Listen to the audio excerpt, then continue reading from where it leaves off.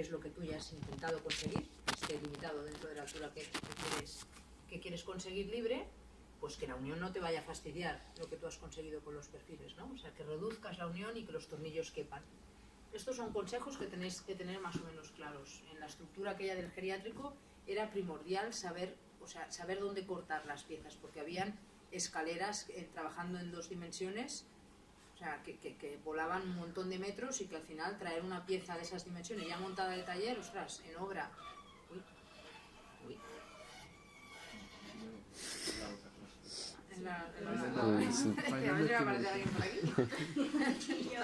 Hay un duende arañando el aluminio. Pues eso, en aquella obra era básico decir, a ver, ¿qué tramos vamos a traer? Y además nos lo exigían, nos decían, esto se tiene que montar rápido y son muchos perfiles a soldar. Claro, ir soldando o ir ensamblando cada una de las diagonales encarece y al final, pues si lo puedes traer de taller. Entonces, ¿qué os dice aquí? Diseño de uniones atornilladas. Aconsejable limitar uniones con soldadura en obra y optar por uniones atornilladas que ofrecen menos riesgo. Buscando la optimización del detalle constructivo, lo más conveniente es la disposición de las uniones en los puntos de menor esfuerzo, particularmente en momentos rectos. Normalmente la tracción o la compresión suelen ser continuas en los elementos, ¿vale? Por lo tanto, esa no la podemos evitar, pero el corte del flector en el punto bueno, pues ese siempre es bueno. Fijaos aquí una unión en este nudo, en el punto del pilar, qué compleja es. Es que ya solamente con atornillar aquí, luego es que tiene que caber la mano para atornillar, no solamente para atornillar, para dar el par de apriete, para comprobar el par de apriete. Esto aquí es imposible. En cambio, aquí una unión frontal, pues tienes todo el espacio del mundo por arriba, por abajo, simplifica muchísimo, aparte del esfuerzo que tienes aquí que asumir. Luego, otra cosa es esa, que a veces se plantean uniones que cuando las llevas ahora dicen, ¿esto cómo lo hago? A ver, mete tú la mano, tenemos que ser coherentes, porque luego el que lo va a montar tiene que poder acceder, ¿vale? Bueno, aquí estáis viendo el ensamble separado y aquí veis el ensamble en el nodo más solicitado, ¿vale? Requiere tornillos de gran calibre, gran brazo mecánico, las dimensiones de la chapa son grandes, excede el rectángulo envolvente de la sección, quiere decir que la chapa se va más allá de la dimensión del propio perfil, ¿vale? No nos funciona con el espesor, con el ancho del pilar. Gran solicitación de la chapa, por lo tanto chapa excesiva, se puede exfoliar, tienes que hacer un control específico, es decir, todo lo que sea reducir la unión siempre es favorable. Vale, y ahora tenéis aquí la distinción entre los tornillos ordinarios y los de alta resistencia, ¿vale? Cuando combinéis en una obra tornillos con soldaduras, los tornillos van a ser de alta resistencia, ¿vale? Porque los tornillos ordinarios suponen una deformación que no es compatible con lo que se deforma una estructura soldada, ¿vale? Suelen ser mucho mayores las deformaciones con tornillos ordinarios. ¿Cómo trabajan los tornillos ordinarios? Actúan movilizando exclusivamente, dice la norma, su capacidad resistente a cortante, al recibir un efecto de cizalladura a través de los bordes opuestos de las chapas que unen. Por tanto, cuando dimensionamos tornillos ordinarios, los dimensionamos a cortante, ¿vale? En cambio, los tornillos de alta resistencia trabajan a tracción, ¿vale? Comprimiendo entre sí las chapas que unen, por tanto, se tienen que unir las chapas, lo que tú me preguntabas ayer. Si hay una holgura entre las chapas donde estás apretando el tornillo, esa unión no va a funcionar, ¿vale? Por tanto, tienes que garantizar que hay rozamiento entre las chapas, ¿vale? Porque ¿cómo trabajan? A tracción, comprimiendo entre sí las chapas y obligando, por tanto, a que el colapso de la sección inicie en un primer paso mediante el vencimiento de la fuerza, dice la norma, de rozamiento entre ambas. Es la que se moviliza con la acción de la apretadura. Cuando yo aprieto el tornillo, estoy haciendo rozar, o sea, generar ese rozamiento entre las placas, y eso es lo que me garantiza el trabajo a tracción del tornillo, ¿vale? Mayor diferencia, los tornillos de alta resistencia entran en carga con niveles de deformación plenamente compatibles con las soldaduras, son menores, y los tornillos ordinarios superan ese valor de deformación. Por ese motivo, compatibles estos con soldaduras y estos no, ¿vale? Dimensionado de tornillos. Claro, para dimensionar el tornillo, igual que cuando dimensiono un perfil, lo primero necesito saber qué capacidad tiene el perfil, ¿no? Tendrá una sección, pero tendrá un material, ¿vale? Y los materiales, los aceros de los tornillos, no se llaman igual que los aceros de los perfiles, ¿vale? Debéis iros acostumbrando, seguro que ya lo estáis, con estos nombres, A0, A10T, A0, A8T. ¿Cuál es el A10T? El que tiene este valor de aquí, 10,9, ¿y a qué corresponde el 10, o prácticamente el 10? Al valor de la tensión de rotura del acero, ¿vale? Por tanto, si hoy es un acero A10T, quiere decir que su límite de rotura es los 1000 Nm² que veis aquí. Si hoy es un acero A8T, pues está en 800, A6T, ¿vale? O A6T, o 4.6, 5.6, 6.8, ¿vale? Pero cuando defines una unión tienes que decir tantos tornillos de alta resistencia, TARS, que se llaman, ¿no?, los tantos TARS de acero A10T, porque si te dejas el acero, la capacidad del tornillo no será la que tú quieras. Por tanto, cada unión debe definir el diámetro y la calidad del acero del tornillo, ¿vale? O si es genérica, es decir, todos los tornillos van a ser de este material. ¿De acuerdo? En esta tabla tenéis el límite elástico y la tensión de rotura.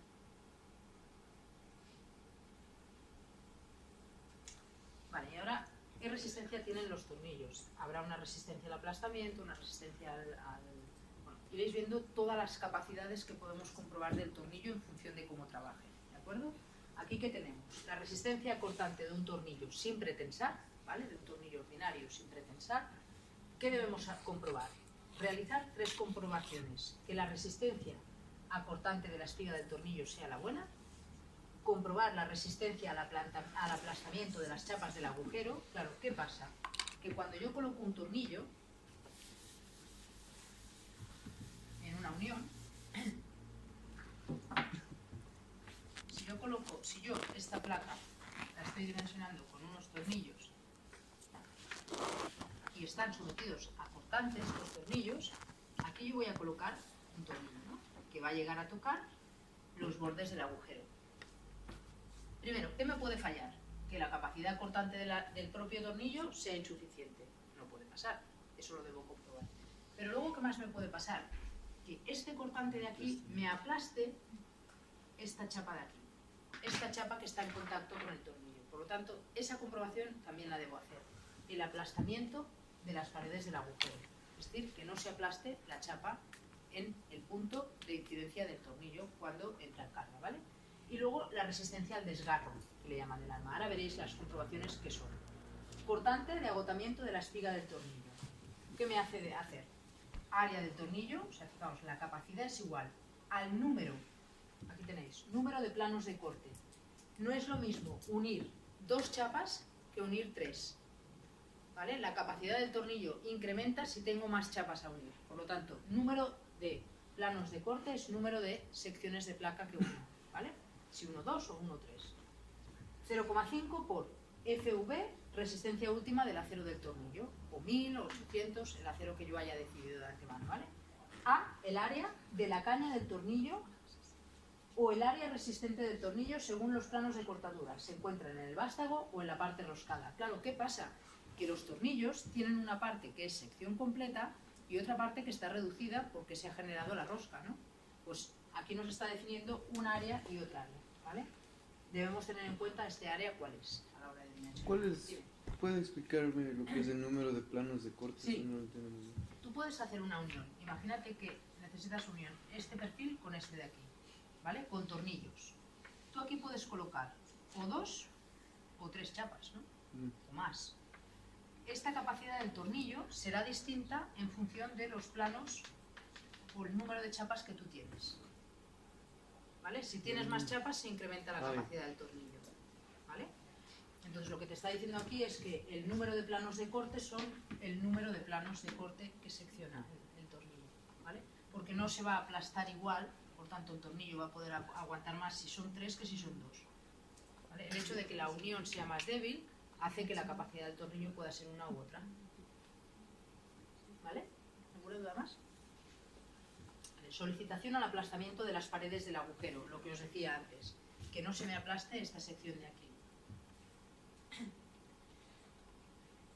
Nos dice, debe ser igual a 2,5 veces alfa por FU, por D y por T. Vamos a ver lo que es. D, diámetro del vástago del tornillo, ¿vale? Diámetro del propio tornillo. T, el menor espesor de las chapas a unir. Es decir, si yo estoy uniendo aquí 2 chapas, por ejemplo, y esta de aquí, que no suele ser lo habitual, pero puede pasar, es menor que esta, cogeré la sección menor, porque la que se va a aplastar evidentemente es antes la menor que la superior, ¿no? Por lo tanto, considero la menor. FU, resistencia última del acero, ¿vale? De la unión.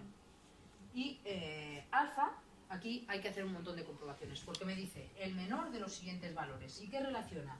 Fijaos, E sub 1 dividido entre...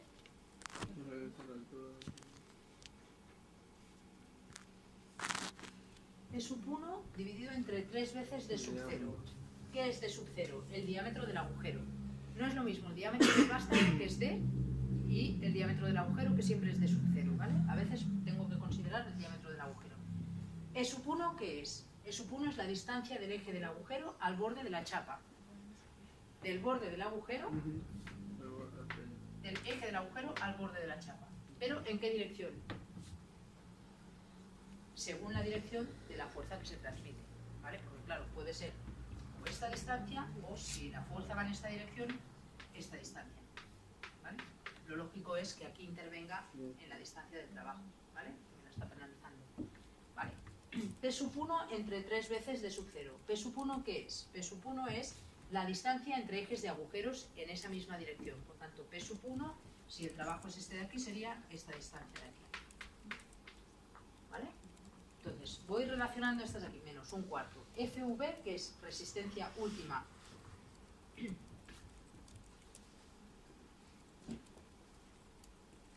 Bueno, aquí la tenéis. Resistencia última del acero del tornillo, y FU es resistencia última del acero de la chapa. ¿Vale? Está relacionando acero de tornillo y acero de la chapa.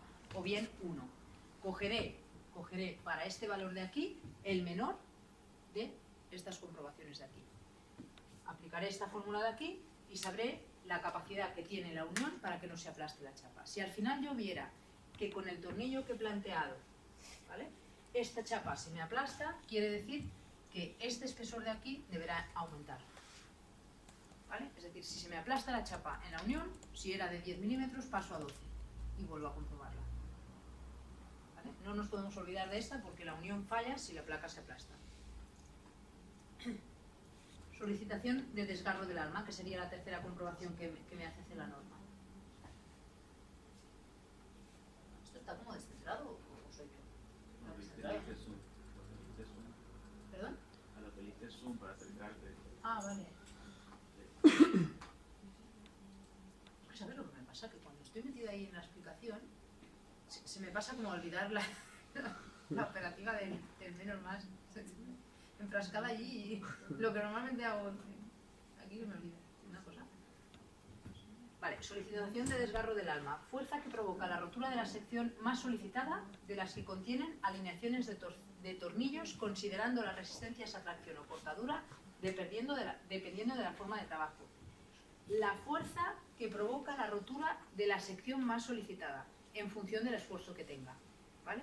O sea, si se desgarra la pieza, quiere decir que si está traccionada se acaba rompiendo, se acaba desgarrando, ¿vale? Si está sometida a cortante, se acaba desgarrando debido al cortante. Para eso hay que cumplir, por ejemplo, en el caso, os digo, de una chapa trabajando a cortante, se adoptará para dicha solicitación el menor valor de estos de aquí. Si la chapa está sometida a cortante, debo comprobar esto de aquí, que se cumpla, que la capacidad de la placa sea igual a FI por A dividido por raíz de 3, el valor que penaliza el acero, o que sea FU por el área neta descontando los agujeros dividido por raíz de 3 por el factor que penaliza la capacidad, o bien FI por A eficaz dividido por raíz de 3 tal. ¿Y qué son cada una de estas cosas? El área bruta de la sección, el área neta de la sección y el área eficaz de la sección, ¿vale? Y aquí os limita, con este esquema, o os indica, mejor dicho, no os limita, cuánto vale el área neta y el área eficaz, en función de estas distancias y estos diámetros, ¿vale? No entro porque os voy a dormir, ¿vale? L sub 2 nos dice lo que vale, T es el espesor de la chapa, D sub 0 es la dimensión de los agujeros en la dirección perpendicular al esfuerzo, o paralelo, o sea, es decir, ya veis que cuando vayáis a comprobar la capacidad de un tornillo o una unión vais a tener que ir a la norma, porque de estas fórmulas no os vais a acordar nunca y por tanto la norma al lado y ir mirando, ¿vale? Capacidades. Lo que sí, eso sí, tenéis que saber qué comprobaciones hay que hacer en cada caso, para no olvidaros de ninguna. ¿vale? Y ahora resistencia a tracción de un tornillo, sin prepensar. O sea, puede ser que la unión esté solicitada a cortante o que esté solicitada a tracción. Si yo tengo una fuerza que va en la dirección del vástago, ese tornillo trabajará a tracción, ¿vale? Si yo, por ejemplo, tengo esto, que vayan bien las navidades, nos vamos a la vuelta. Si tengo aquí un momento flector, estos tornillos, por la propia tracción que genera el flector, ¿no? Dividido por este brazo de palanca, imagínate que traéis esta unión. Voy a dibujar mejor.